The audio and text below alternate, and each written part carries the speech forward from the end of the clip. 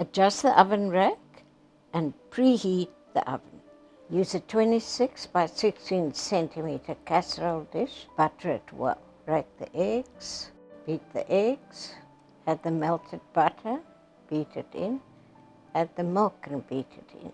Leave the apricot butter glaze for later, but open the dry mix pack and add that to the egg mixture.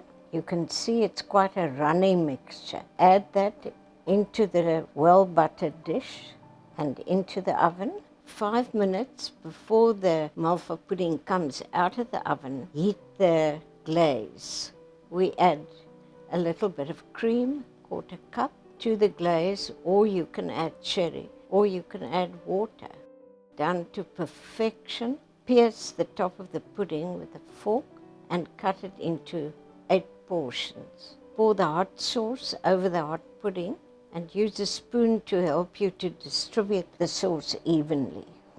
That looks great. Forget about the diet.